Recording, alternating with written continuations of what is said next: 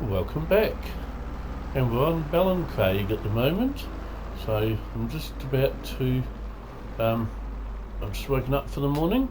Not in game, that is. It's actually like about 4:15 in the afternoon in real life here. But in game, we've just woken up for the morning, and we're going to feed our cows.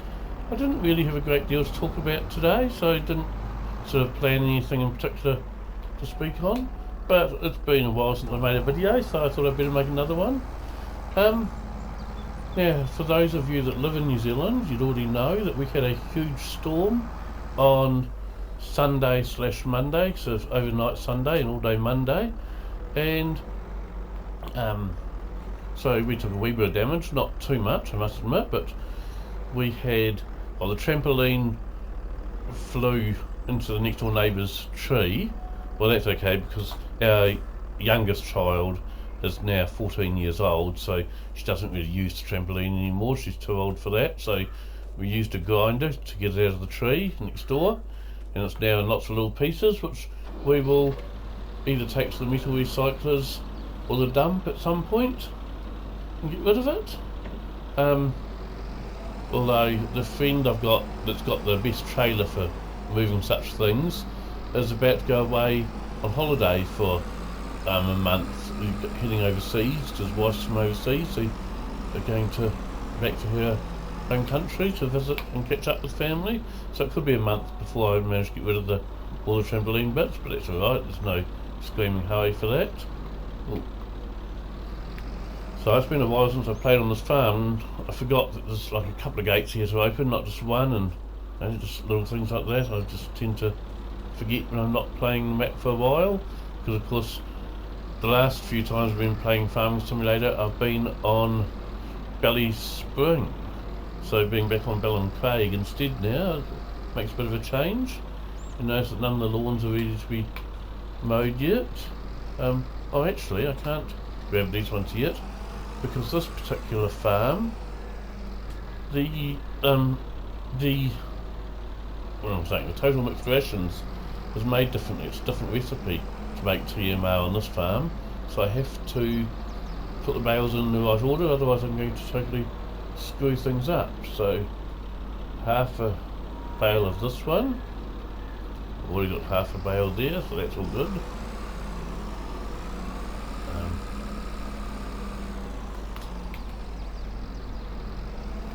Yeah, so we had the trampoline blow next door into the next door neighbour's tree. The barbecue also blew off the deck and got a wee bit bent up a wee bit, but I was able to straighten it out, so that all works again, and it's all stable and everything again, so that's all good. And then, because the storm was really, really bad, I think the winds were over 100 kilometres an hour. They were quite strong winds, and the rain was blowing sideways, so we had a few leaks appear in the roof, because the roof doesn't normally leak, but our house has a tile roof, so in really, really bad storms it can sometimes leak a wee bit. And one of the leaks that appeared was right over the top, right above the Mac in the lounge. So the computer, we have a Mac in the lounge, and one of the leaks that appeared was right over the top of that, and that got a bit wet, which we didn't even realise at the time. And so I thought that was going to be an insurance claim, which I wasn't really looking forward to, because we made an insurance claim when we had the house fire a few years ago, but since then we've got our no claims bonus back, and I'd kind of like to retain that. And one of the things I'd done, because of course the prices of insurance just skyrockets, so one of the things I did was increase our what's the word I'm after there? I can't think of the word off the top of my head, but the amount that you have to, the excess, that's what I'm thinking of, yes. So I increased our excess, and our excess is now, I think from memory, $500, so it's simply not worth making an insurance claim for anything that's going to be $500 or less, or not very much more, given that you'd also lose your no claims bonus. And I don't know what a Mac would be worth to replace, but anyway, I didn't get too wet. It was the computer itself seemed to be working still. It was just the keyboard and mouse that seemed to give up the ghost from the water, and I thought, well, if I just have to replace the keyboard and mouse, that's going to be an awful lot less than $500. But as it turns out, put the hairdryer onto the keyboard and mouse, and they seem to be working again now. So looks like I'll be able to avoid putting in any insurance claim, because I've managed to fix the barbecue. I didn't want to fix the trampoline, just cut them to pieces to get it out of the neighbour's tree, and the computer seems to be working again now. So fingers crossed, that means there'll be no insurance claim made, which will be good. Okay, let's jump out of this one, and better turn the engine off first, hadn't I? Yep, there we go. Then we're going to jump in the Fiat Agri again. This is it's a 11090 on this farm. I can even remember, because I'm playing so many maps, I struggle to remember what engine size I've got on each farm where I've got the tractors and things. That's all good. Yeah, since I'm facing this way, we'll feed the cows in this paddock first, then we'll go up the back of the farm. One thing I have decided to do on this farm, actually, because I've only got 4 paddocks of crops on this farm, I've decided I'm going to sell this combine, and I'll just hire one whenever I've got, whenever it's combining season and I've got crops to combine. So I'm going to sell that, and in the space here, in the lean-to that I've got there, I'm possibly going to put, I'm not 100% certain, maybe a plough. I might get a plough to keep in there. I could also, the mower that I've got for the apple orchard, I might also move to that shed. And one of the other things that I'm quite possibly going to do, I'll just start bringing TMR here, and then we'll take you over and show you. So over in this corner of this paddock over here, because there's a gate here, I might put a stockyard just in here with the ramp to get the cows up onto the back of the stock truck and things. And so most of this paddock will still be paddock, but I might just put a stockyard in the corner of the paddock here with just enough room to back a truck in up to the stock ramp. So that's one change I'm looking at doing to this farm. I mean, I've always maintained that all of my farms, all of my maps, that can't be full already, surely. 11,250, okay, it is. Gee, I was expecting that to take a lot more than it has. That's right. But anyway, I've always said that my maps I play on here are always living maps, insofar as, I make changes to them as I think of things I want to change, so they don't always remain the same forever. And so yeah, I'm going to look at putting a stockyard in there, if I can put one in that looks good. And I'm also going to, oh come on, I can never remember, there's different farms. Some of them you have to stand by the gate when they're open to get them closed, and some of them you have to stand by where the gate would be if it was closed, and press the button to get them to close. I can never remember which ones are which. That's alright. So yes, I'm going to put a stockyard in there and get rid of the combine harvester. I think, if I'm not mistaken, that selling the combine harvester will actually pay for the stockyard. So that would be good, because I'm still in debt. I can't remember what my debt is on this farm, but I know that I am still in the red. So to put a stockyard in, it would be good to have a way to pay for it. And as I said, I've only got 4 paddocks of crops that get harvested, so I don't think I really need to own a harvester for that. I think just renting one each harvest season will be plenty good enough. Just heading up here now. I think this farm probably has the most paddocks of cows to feed of all of mine. In fact, it definitely is. So it takes me quite a while to feed all the cows on this farm, just because there are so many paddocks of them. That's alright. Just keeping an eye on the time. So yeah, we fared okay in the storm, and one of my other friends had scaffolding up on his house. He's painting his house at the moment, and it's a 2-story one, and the winds were strong enough to rip the scaffolding away from the house and knock all the scaffolding down, flattened the fence, and scaffolding ended up both in his own yard and in his neighbour's yard. So we're going to go and help him pick up all the scaffolding and get it all reattached to his house, how it should be. Things. I don't know why these paddocks don't seem to be taking that much TMR at the moment. I'm just having a look here. Good. I'm just going to check that is actually TMR that's going in. It has mixed in as TMR. Where are we? So that's saying it's TMR there. What's that paddock we've just done? It's not far away, no. Back corner paddock, it might be called something like that. There it is. Yep, no, it's definitely showing it's TMR. Okay, I thought I could only do about 2 paddocks at a time using this smaller wagon, but this one I've just done 2 and I've still got almost half a wagon load there, so I must be getting my maps mixed up again.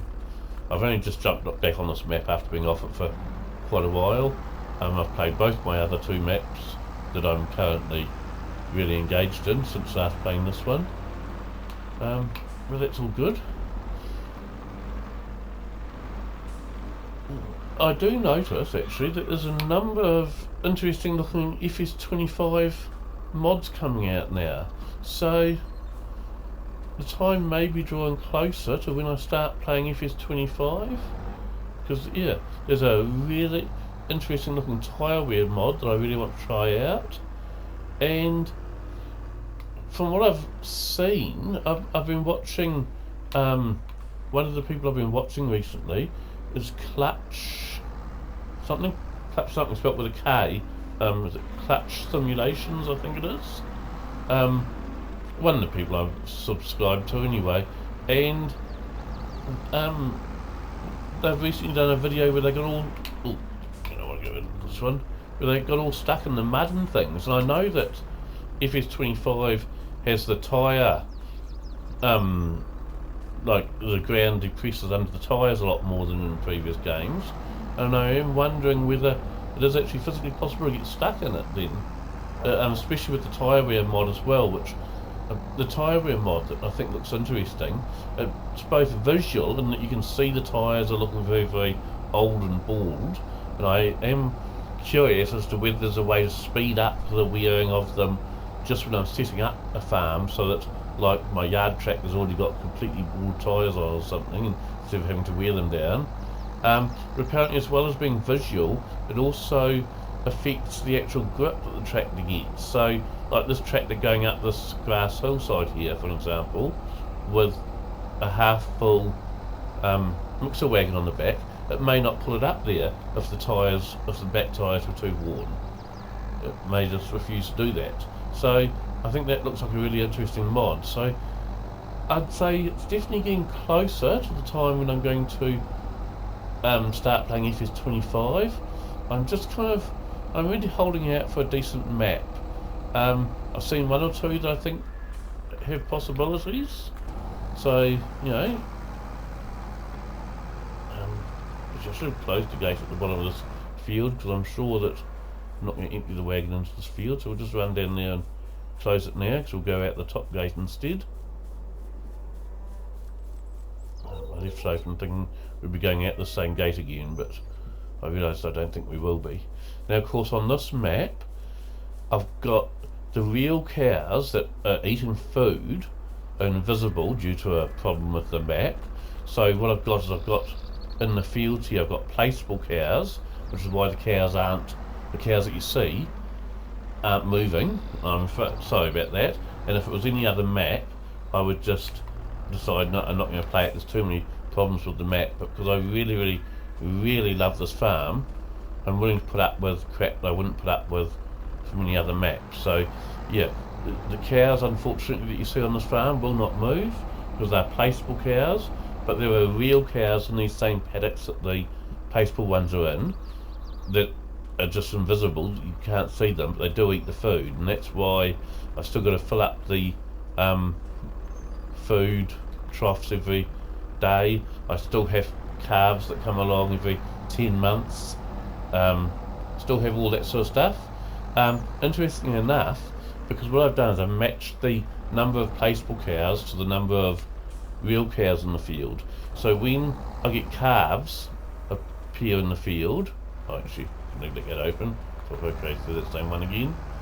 Yeah, so when the calves are born, and I can't remember how far off they are at the moment, let's have a look. Oh, they're still, the cows are only 10% through the reproduction cycle, so they're still 9 months off.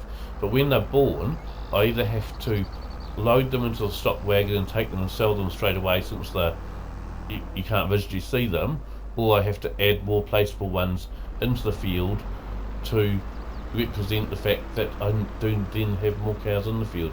Now this paddock here on the right here, that's the only one where they're actually, you can see the mobile cows, as you can see, but that paddock has its own problems. Now the reason that one's different from all the others is because that's actually a cow paddock in the game, whereas the other ones I've put down my own placeable pasture.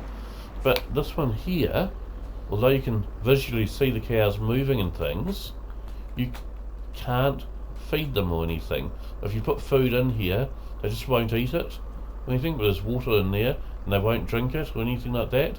So these cows here are on 0%, if I go in here, I called that one default paddock. So you can see there, I don't even bother feeding them because they just stick on 0% health no matter what. And whereas my other ones, because I am feeding them and things, even though you can't see them, they sit on 100% health. So yeah, and these ones here, so I deliberately put in the default field there, I put heifers, so I'm not expecting them to calve or anything. And once they reach 100%, well, I think they actually started out as calves and then grew into heifers. And once they get to 100% puberty, so they turn into cows, I'll go and sell those and put more calves in that field.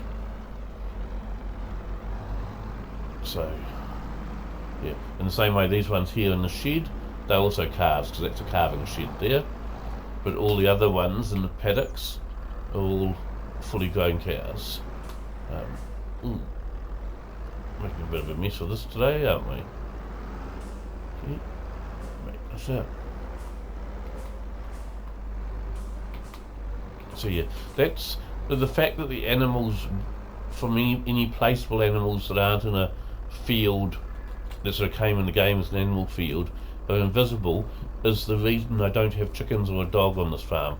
Normally I have chickens and dogs on all of my farms, but because they'd be placeables, they just don't show up, and I just didn't see the point in putting an invisible dog on my farm or having invisible chickens. There just didn't seem to be a lot of point to that, because the whole reason I have chickens isn't really for eggs, it's for the visual thing of bringing life to my farmyard. So when they weren't going to achieve that visual goal, I saw no point in having them.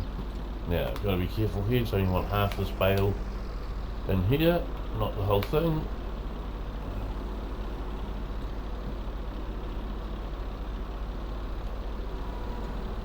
That's good enough. It's close enough to half the bale. So yes, because of the size of the mixer wagon that I've got on this farm, and the fact that this map, unlike pretty much any other map I play, you have to put straw into the TMR. Other maps it's optional. This one you have to. So without getting a bigger mixer wagon, I don't want a bigger mixer wagon because it's a small farm, so I want small equipment on it.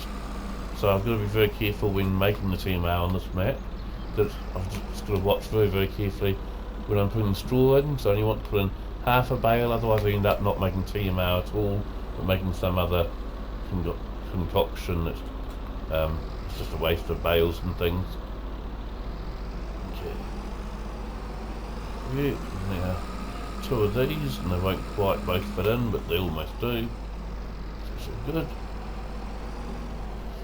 So yeah, it'd be interesting to hear, because I haven't been on here for a wee bit, or I haven't done any farming for a wee while actually, because I think my last 2 videos were both car videos. One of the American Car Show, and one of the British car show. So it would be interesting to hear how people's lives are going. I haven't sort of caught up with any of you very much recently. I've just been too busy and stuff with the storm and the likes. But so yeah, yell out, let me know what you're doing on your farms, and if you're one of the people who do YouTube videos that I watch, then obviously I know what you're doing on those farms. But if you have any other farm that you're playing on that you don't record on, you can tell me what you're up to on that, or you can tell me what you're up to in real life. Just getting there slowly. There we go. This tractor here really doesn't handle two silage bales very well, because silage bales of course are the heaviest of all the bales. They do weigh more than the others, and so yeah, it really doesn't like if I put a heavier weight on the back it might manage it, but then it's only a small tractor and I don't think it would actually handle a heavier weight than the one it's got. So I just, I've always liked having tractors that are, at their absolute limits, barely managing the jobs I've got for them, which is why I like having small tractors and smaller weights and things like that. So I'm not going to change it, but yeah, it really does struggle to pick up two silage bales off the ground like that. So there we go, and just down a wee bit so I can get back into that shed without knocking it.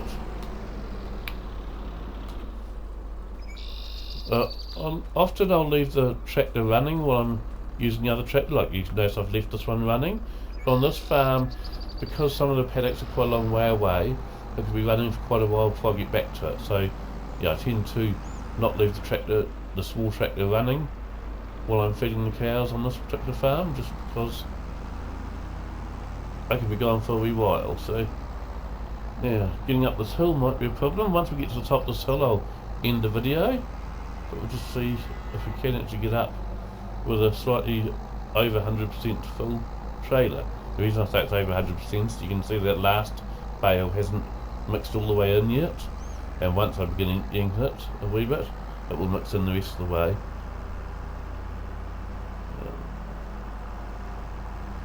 Oh yeah, yep, it's going to make it up, no trouble. I think in the winter it really struggles to get up this hill, but right now it's making good progress of it. Still doing 4 miles an hour. So I'll say goodbye.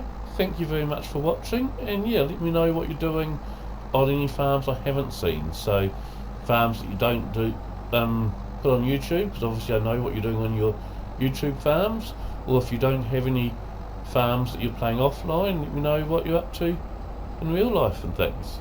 Thanks a lot. Bye.